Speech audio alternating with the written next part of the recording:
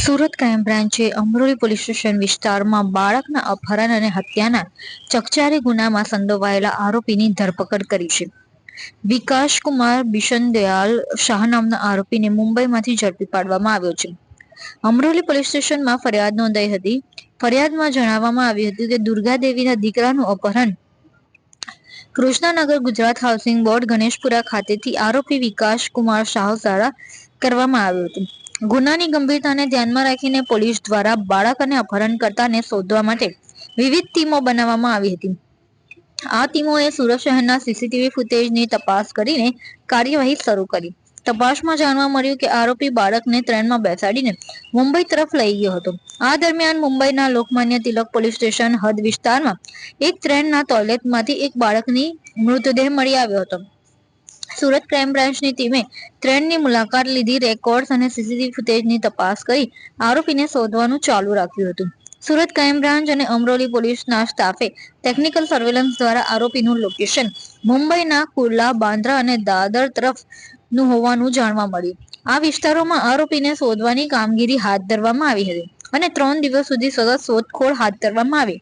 આખરે આરોપી બીકેસી વિસ્તારમાં છે તેવી જાણ થતા પોલીસે અલગ અલગ મોપેડ ભાડે કરીને બસ સ્ટેશન પાસેના ભીડભાડવાળા અને મજૂર વર્ગની મોટી હાજરીવાળા વિસ્તારમાં શોધખોળ ચાલુ રાખી હતી. પોલીસની ભનક લાગતા આરોપી ભાગી છૂટ્યો હતો, પરંતુ 1 કિલોમીટર સુધી પીછો કરીને પોલીસે તેને ઝડપી પાડ્યો હતો.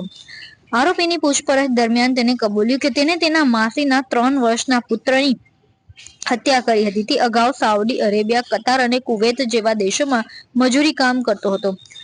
એપ્રિલ 2025માં તે સાઉદી અરેબિયાથી પોતાના વતન બિહાર પાછો આવ્યો હતો અને બેકાર હતો. લગભગ 15 દિવસ પહેલા તે પોતાની માતા સાથે સુરતમાં તેના માસીના ઘરે કામ શોધવા આવ્યો હતો. વિકાસના કહેવા પ્રમાણે તેના માસી તેને વારંવાર કામ ધંધો કરવા માટે મહેણાતોના મારતા હતા અને જો તે કામ ન કરે તો બીજે ક્યાંક ભાડેથી રહેવા જવાની સલાહ આપતા હતા. આ વાત તેના મનમાં લાગી આવતા તેને તેના માસીના પુત્રનું અપહરણ કરીને તેની હત્યા કરી નાખી હોવાનું જણાવાયું છે. તેને બાળકને ટ્રેનમાં લઈ જઈને ગળા પર બ્લેડ મારીને હત્યા કરી અને પછી ફરાર થઈ ગયો હતો. તે ઘરેથી ભાગ્યો ત્યારે માસીનો મોબાઈલ પણ સાથે લઈ ગયો હતો. હાલ પોલીસે બિહારના રહેવાસી વિકાસ શાહની ધરપકડ કરી આગળની કાયદેસરની કાર્યવાહી હાથ ધરી છે. ગઈ તારીખ 21/8/2025ના રોજ અમરોલી પોલીસ સ્ટેશન વિસ્તારમાંથી એક ફરિયાદી બેનના 3 વર્ષના બાળકનું કિડનેપિંગ કરી અને એમની જે બેનનો એટલે કે એમનો ભત્રીજો લઈને જતો રહ્યો છે એવી ફરિયાદ અમરોલી પોલીસ સ્ટેશનને મળી હતી અને 3 વર્ષના બાળકનો પ્રશ્ન હોય જેથી પોલીસ કમિશનર સાહેબ અને જોઈન્ટ પોલીસ કમિશનર ક્રાઇમ સાહેબની સૂચનાથી ક્રાઇમ બ્રાન્ચની તમામ ટીમોને કામે લગાડવામાં આવી હતી. ફરિયાદી બેનનો ફોન લઈને પણ આરોપી જતો રહેલો હતો, પણ ફોન એને સ્વિચ ઓફ અહીંથી જ કરી દીધેલો. આ બાળક જે 21 તારીખે ગયો કિડનેપ કરીને 22 તારીખે Lokmanya Tilak police station Mumbai railway police સ્ટેશનની હદમાંથી એ બાળકની ટ્રેનના ડબ્બામાંથી લાશ મળી આવી હતી અને એનું ગળું કાપવામાં આવ્યું હતું.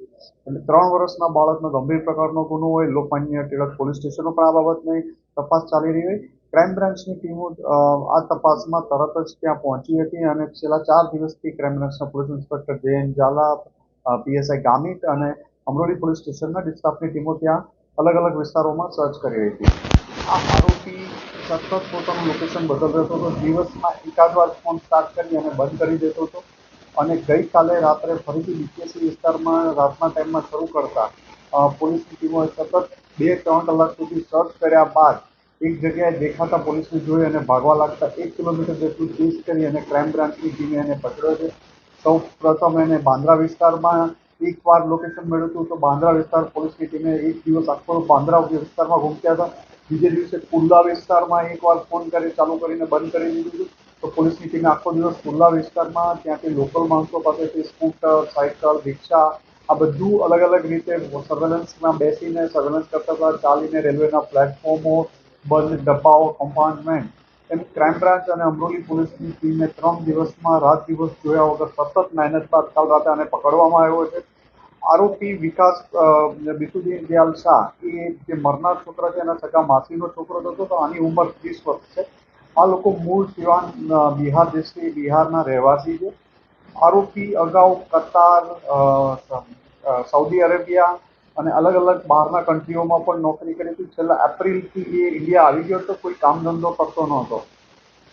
સુરતમાં એમના માસીના ઘરે એની મમ્મી ને એની બેન સાથે અહીંયા આવ્યા હતા 15 દિવસ પહેલા, અને એના મમ્મી ને બેન પરત જતા હતા અને પરત જવું ન હતું અને એમની સાથે અહીંયા રહેવું હતું એના માસીના ઘરે, અને કામ કોઈ કરવું ન હતું. એના માસી કામ કરવા માટે કહેતા એને ખરાબ લાગી ગયેલું હતું ને આ અનુસંધાને જ એના માસીના છોકરાને 21 તારીખે બપોરે કિડનેપ કરી 3 વર્ષના બાળકને કિડનેપ કરીને લઈ ગયો હતો. લઈ ગયા પછી એને શું કે આને શું કરીશ એટલે એને ટ્રેનના ડબ્બામાં એનું ગળું કાપી અને ટોયલેટમાં જ મારી અને મૂકીને ત્યાંથી જતો રહેલો હતો. આને પકડીને આગળની વધુ પૂછપરછ ચાલી રહી છે અને વધુ તપાસ માટે અમરોલી પોલીસને સોંપવામાં આવશે. સર, એક તરફ અસ્થિર મગજનો કહે છે, પરંતુ તેનો જે રીતે મોબાઈલ ઓન ઓફ કરી રહ્યો છે તો શું કહેવું? અસ્થિર મગજનું હોવાનું કોઈ અમારી પાસે રેકોર્ડ હજુ સુધી મળી નથી આવ્યું. એ બંને 2-3 વાર ફોરેન કન્ટ્રીમાં અલગ અલગ જગ્યા ઉપર નોકરી કરી ચૂક્યો છે અને એનું એક સાતીર માણસ હોય એ રીતનું બિહેવિયર હતું અને એવું કોઈ જ એના ઓલા ઉપરથી લાગતું નથી કે અસ્થિર મગજનું.